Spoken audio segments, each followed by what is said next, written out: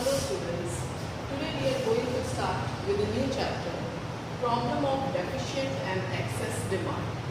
When we talk about problem of deficit and excess demand, we have to be clarified with the related topics. So today our subtopic will be some essential concepts relating to the problem of deficient and excess demand. When we say subtopic, it means that it is necessary for us to first be familiar with these terms and terminology to further clarify ourselves with the chapter. If we say the essential concepts, first essential concept is full employment equilibrium. Full employment equilibrium. In the last chapter we had done equilibrium. Equilibrium is a situation when aggregate demand is equal to aggregate supply, or we can say when savings is equal to investment. That is the equilibrium in the economy. Full employment equilibrium is a situation when AD is equal to AS or S is equal to I, along with fuller utilization of resources or at the full level of employment. When we say fuller utilization of resources, dear students, again let's come to the same example. A unit, a machinery which will produce 100 units and the aggregate demand is of 100 units. Therefore, we are producing 100 units. Aggregate demand is equal to aggregate supply is equal to 100 units. Then we are in the situation of full employment equilibrium when everyone in the economy is getting the employment. Okay, all the resources are fully and efficiently utilized. That is the situation of full employment equilibrium. But as we know, Keynes is having the assumption that all the resources might not be fully utilized. Similarly, jump to that illustration. 100 units are there and we are utilizing we have the demand of only 80 units. It means that the producer will be restricting himself to produce only 80 units. Therefore, the equilibrium will be struck. But equilibrium will be struck below the level of full employment, below the level of full utilization of all the resources. So equilibrium will be struck when AD equal to AS is equal to 80 units instead of 100 units. At that point equilibrium is stuck. It means that when we talk about underemployment equilibrium, it means that in our economy there is still unutilized resources lying, or we are not at the level of the full employment, or our resources are underutilized. So these two concepts first. Full employment equilibrium when AD equal to AS, or we can say S equal to I, both are equal to 100, the full capacity. Equilibrium is stuck with the full utilization of resources or at the level of the full employment. Then it is termed as full employment equilibrium.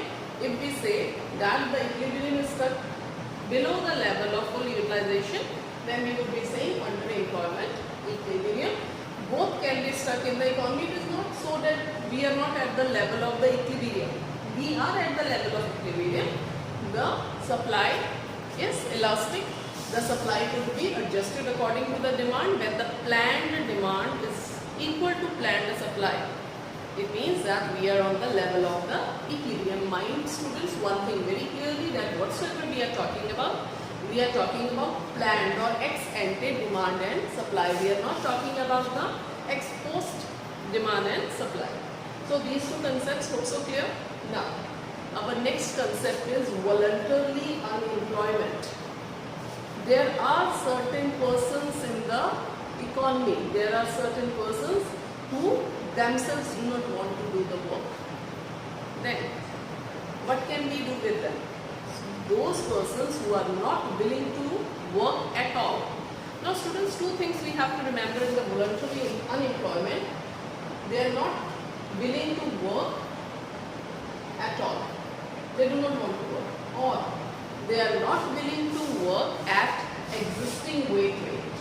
At existing wage rate.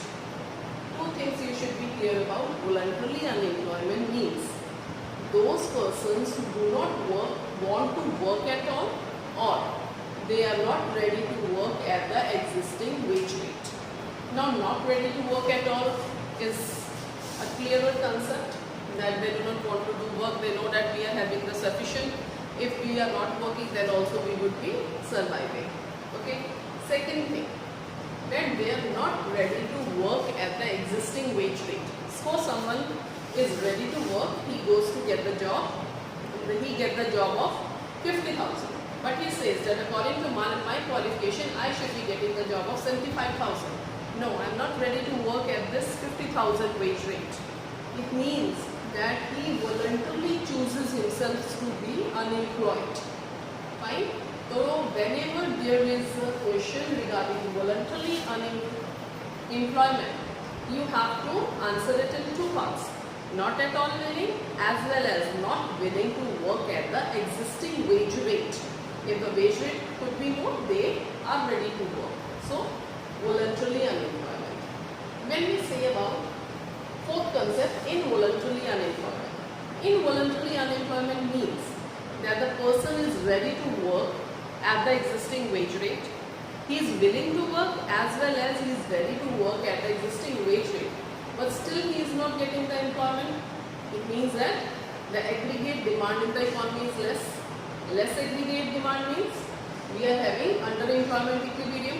If we can produce 100 units, but due to the less demand, we are only producing the 80 units. It means that 20 units we are producing less. It means our economy is underutilized by that 20 units production. So, where that labor will go? It means the labor market is not clear. Now, what you have to write in involuntary unemployment, those who are willing to work, it means that they are ready to work. Secondly, they are willing to work at the existing wage rate. Whatsoever they are getting, what is the existing wage rate, or we can say current wage rate, they are ready to work at that current wage rate. But still if they are not getting work, then we are saying it the situation of involuntary unemployment. So that is also clear. Here we are having, they do not want to work at all, or they do not want to work at existing rate. Here we are saying they are ready to work, they are ready to work at the existing wage rate, then also they are not getting the employment. After that, fifth concept is full employment. We would be first talking about the full employment. Full employment means all those who are willing to work at the existing wage rate are getting work. It does not include voluntary unemployment. It includes only involuntary unemployment. Okay. Those who are ready to work at the existing wage rate, who are willing to work, all if are getting the work, it is the situation of full employment. If we are talking about the full employment situation, it does not refer to the zero involuntary unemployment. Zero involuntary employment means that when we are talking about the full employment, it means that everyone is employed. No, it does not mean that everyone is employed. Still, in case of full employment, there exists some natural unemployment. Natural unemployment means that there are certain people who are naturally unemployed. Like I am talking about, the situation of full employment does not refer to situation of zero involuntary unemployment. When we say does not refer to the situation of zero involuntary unemployment, means like we have started with 100 people. 5 of them are voluntarily unemployed. So, how many people now we are having? We are having 95 people. That we are saying if 95 people are getting the employment, it means that the economy is in the situation of full employment. But students, actually this does not happen. This does not happen if out of the 95 persons, 2 persons have shifted their jobs, or they have left the job to get some other job, or we can say that they are shifting from one place to another place, that's why they have left the job, and it will take 1 month or half month to get the new job. Then it is the case of the frictional unemployment. Friction means spark. during a certain part of the year they are not getting the employment, that is called frictional unemployment. Or we can say that there is a wear and tear in the machinery. The machinery is not working. The casual workers, the daily wages, might not be getting work for 2-3 days. It means those 2-3 days they are not employed. But we do not consider it as the underemployment. We still take it as the full employment, because natural unemployment becomes a part of the full employment. So frictional unemployment might be there due to the change in the job, or we can say some girl married. She is getting married, and for that she just if she is getting married from one city to another, she is leaving the job in the new city. She might be getting the job for 2, 3, 4, 5 months. She is not employed. She is willing to work as well as she will get the work. That is the unemployment during the friction of the year. Then we have to talk about the structural unemployment. Structural unemployment means that due to the structure of the industry, we can say there is a continuous updation of the technology. As we know, in this period also, we are continually updating ourselves with the technology. Similarly, in all the industries, there is an updation in the technology, and those who are not equipped with that technology, they take leave for a few months to update themselves or to equip themselves with such a technology. Then we say that we are in the, that is the structural unemployment in the economy due to the change in the structure of the economy. Otherwise, they were doing the job on the machines. Now the automatic machines has come, which are operated with computer. They do not know how to operate those machines, so they would be taking the rest and they would be equipping themselves, or they would be taking the training to operate those machines.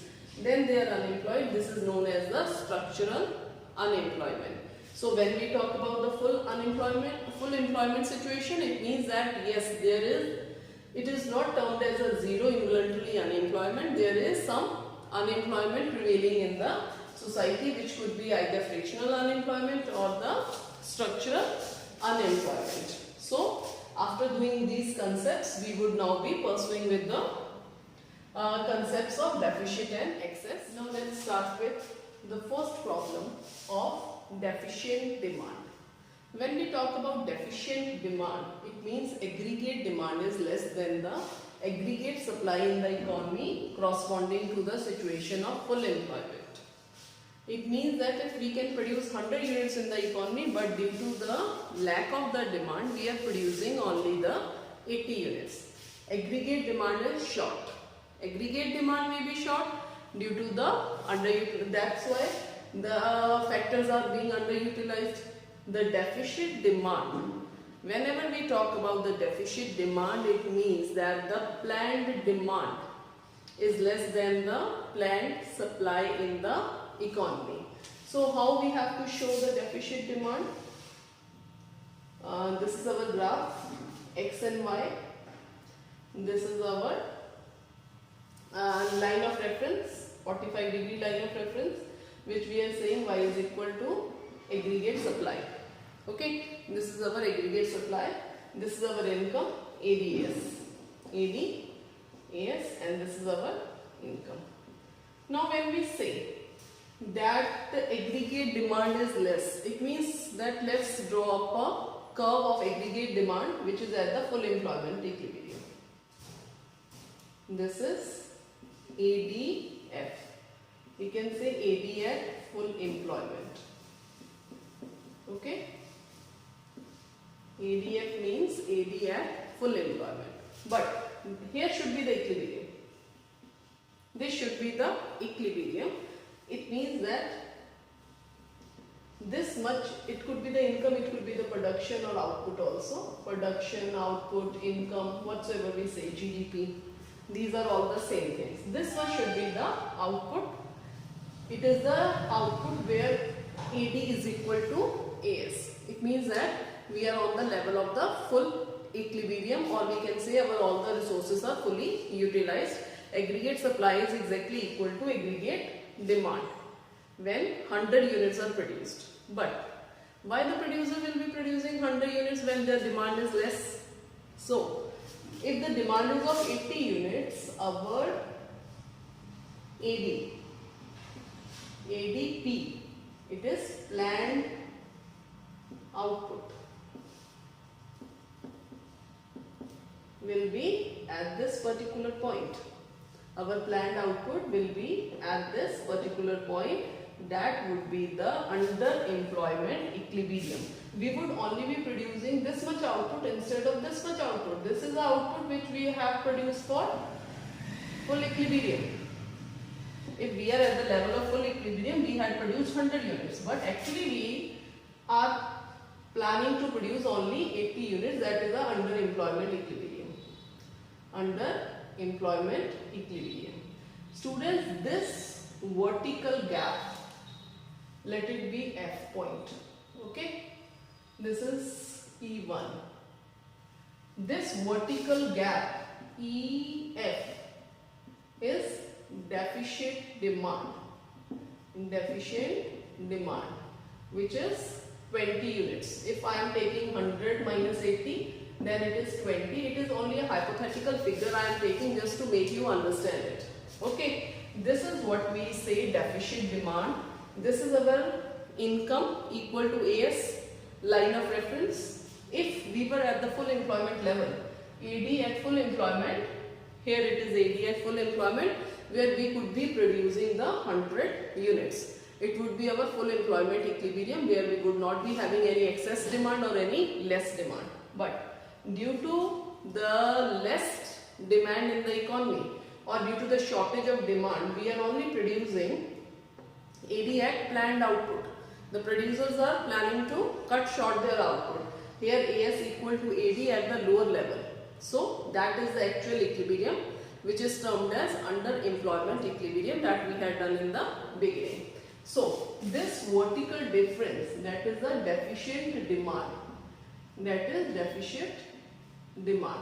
This much shortage of demand we are having, that we had termed as 20, or according to our hypothetical example we have taken is as 20. So first of all, you should be knowing what is deficient demand. Deficient demand is a condition where aggregate demand is less than aggregate supply. Then you have to make the figure where you have to make the AD y equal to AS. Then you have to show AD at full employment, AD at planned output. So this is the vertical difference will be your deficient demand. Now, why deficient demand? Why we are having the deficient demand? So we are having the reasons. Next question would be reasons of deficient demand, or we can say causes. The reasons or causes of deficient demand. Students, how to learn these causes? It's quite easy to learn the causes of deficient demand. Everything could not be mugged up.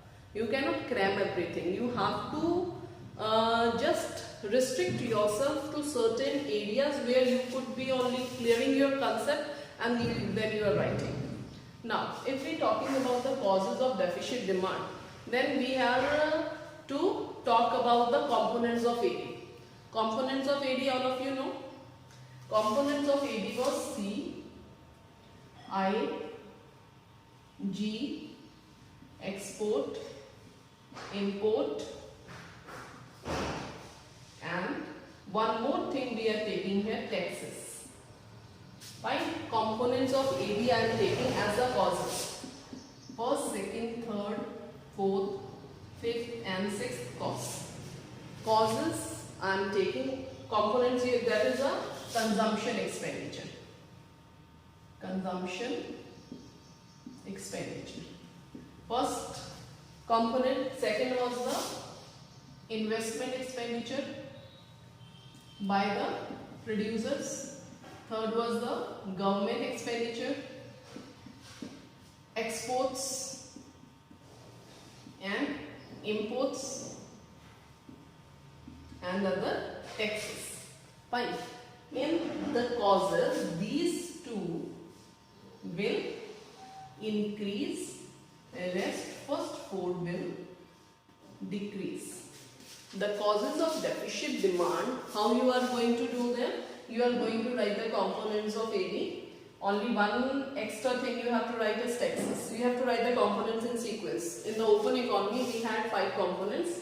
AB composed of consumption expenditure invest by households, investment expenditure by producers, government expenditure, both investment and consumption expenditure, exports to the rest of the world, import from the rest of the world, and one more thing, taxes. These are the compulsory payments made by the households to the government. We have to make the payment to the government. Those are the taxes. Here, all the first 4 factors will decrease and the rest 2 factors will increase. Now let me start the first cause. Decrease in the consumption expenditure. Your point will become decrease in the consumption expenditure. Why the consumption expenditure might decrease? When we are talking about the deficit demand, demand is less. It means that the consumption expenditure of the people is decreasing. When we say consumption expenditure is decreasing, it means marginal propensity to consume reduces. It is less. That's why the consumption expenditure is decreasing. When marginal propensity to consume is less, it means that people are going more towards saving and less towards consumption. So they would be demanding less products. In the economies, which are developing economies like India, the marginal propensity to consume is less because people want to reinvest, so they save the money for the future investment or for safeguarding their future. But in the advanced economy students, there is also the decrease in marginal propensity to consume. Do you know how? In the advanced economies, they are already at the peak of the consumption. If they are earning so much that they cannot increase their consumption. They are already consuming to the maximum. Like whatsoever they can consume, they are already at the highest standard of living. They are already consuming maximum. Then also their income is more. In those advanced countries, the consumption when already at the peak, then they have to save. They cannot just increase their consumption beyond a limit. So the reason behind consumption expenditure, decrease in consumption expenditure, is decrease in the MPC. Second point will become decrease in investment expenditure. Who are going to invest in the economy? The producers are going to invest in the economy. The producers are going to invest in the economy. When we say producers are going to invest, why they would be investing in the economy? When they are seeing that the people are demanding more and more, the inducement to invest will increase. We can say the inducement to invest will increase in the economy. But when the aggregate demand is less, they are not ready to invest in the economy. When they are not investing, it means that they are not providing employment to the people. When the employment is not provided to the people, it means that their income is less. Due to the less income, what they will do? They will not demand more, and due to the less demand, again the investment would be less. So one reason may be the decrease in investment expenditure. They are not induced to invest in those economies which are not providing them more and more profits. So these are the bearish economies. Third one, decrease in government expenditure. When we say the decrease in government expenditure, it is due to the budgetary restraints. Budgetary restraints means that budget is less. The government's revenue is less than the government expenditure. That's why the government is not willing to spend in the economy. When the government is not spending in the economy, it means that aggregate demand in the economy is less. So this is how we are saying that there is a decrease in the government expenditure when the government do not have budget or government's revenues are less. And the next one, decrease in exports. When we are exporting something, it means that the demand is generated in the foreign countries. The products whose demand is generated in the foreign countries, we are producing those products and we are sending those products outside and we are earning the foreign exchange. When exports are less, it means that the demand outside the country becomes low.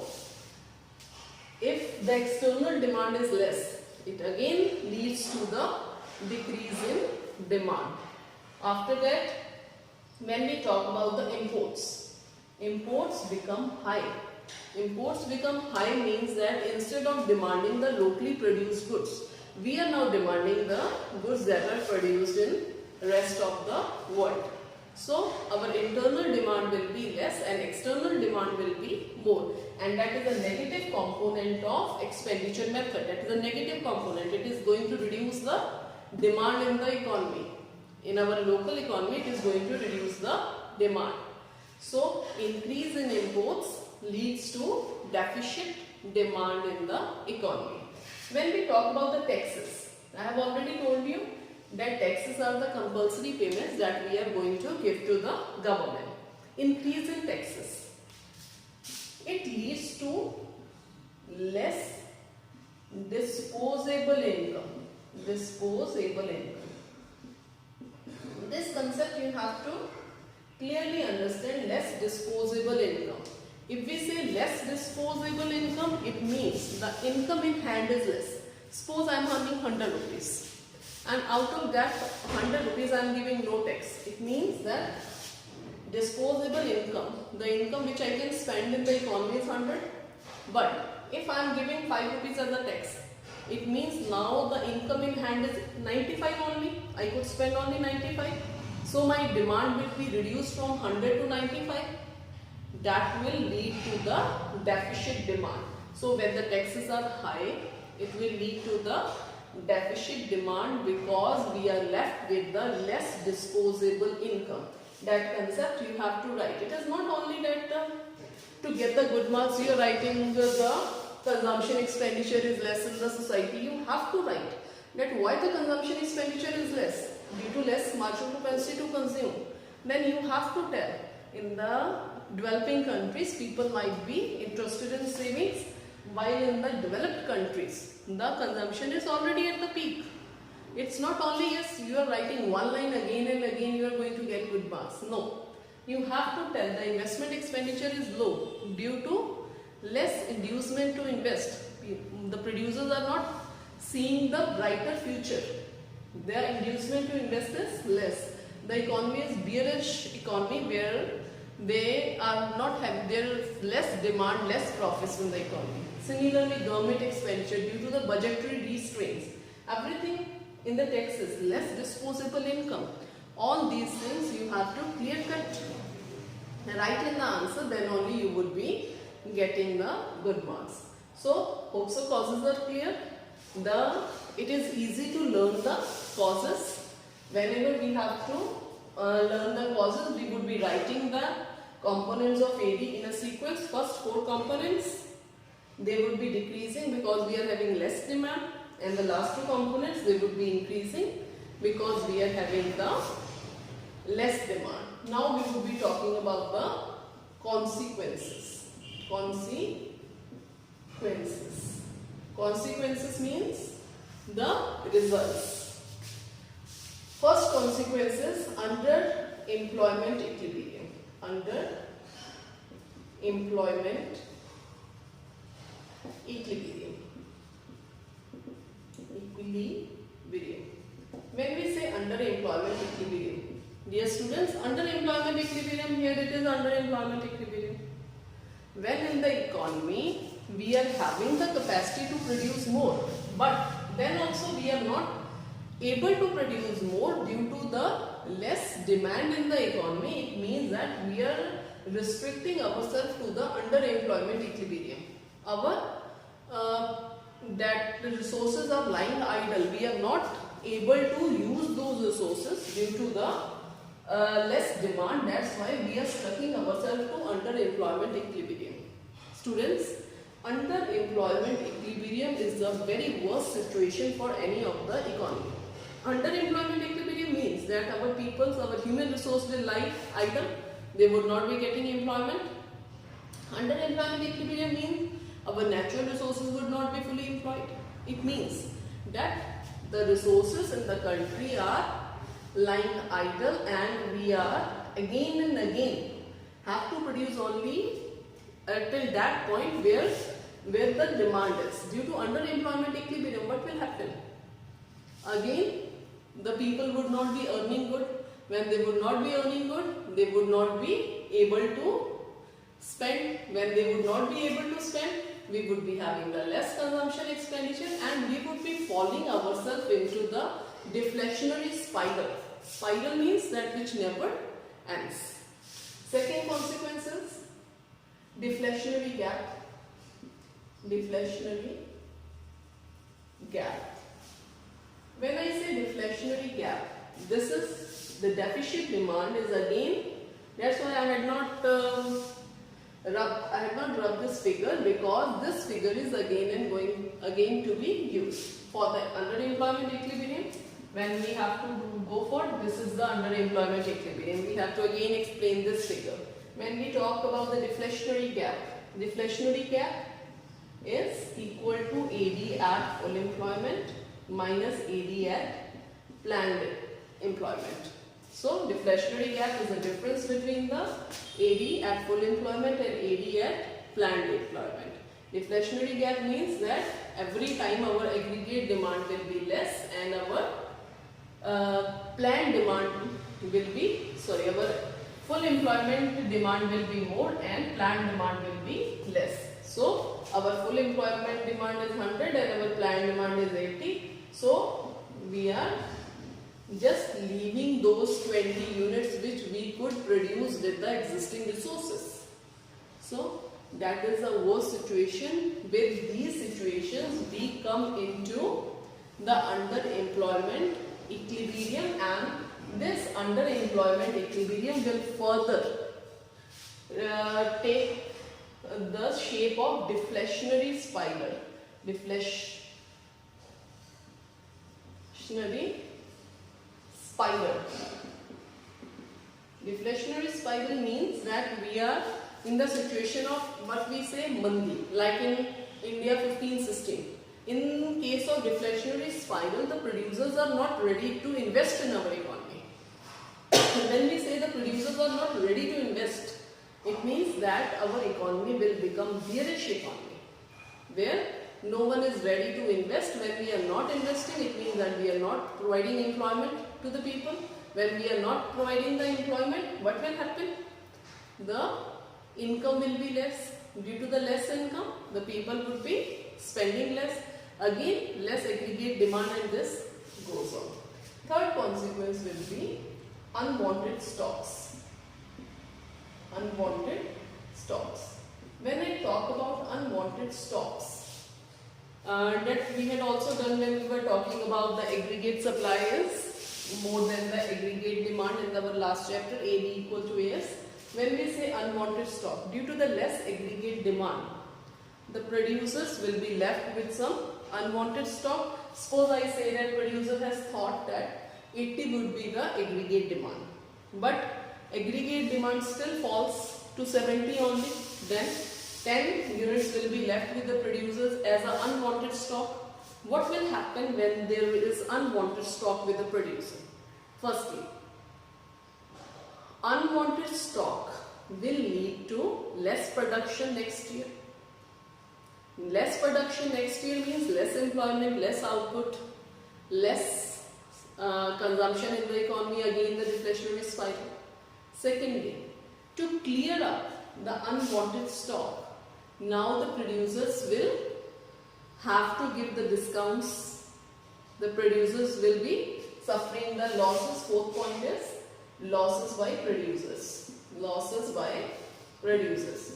When I say losses by producers, that is due to the unwanted stock. When the producers are having unwanted stock, it means that the supply is more and demand is less. More supply will be having the deflationary pressure. Deflationary pressure means that it is a situation when the aggregate demand is less. Two things will happen. Producers are not ready to supply more the next time, as well as to clear that unwanted stock, the producer will have to give the discounts. That will result as losses to the producers. Okay, it is losses to the producers, because every time to clear up the stock, you have seen that we are having in this year there is a less winters, or we can say less cold, so that's why they had piled up the unwanted stock. To clear up that stock, they are giving the discounts.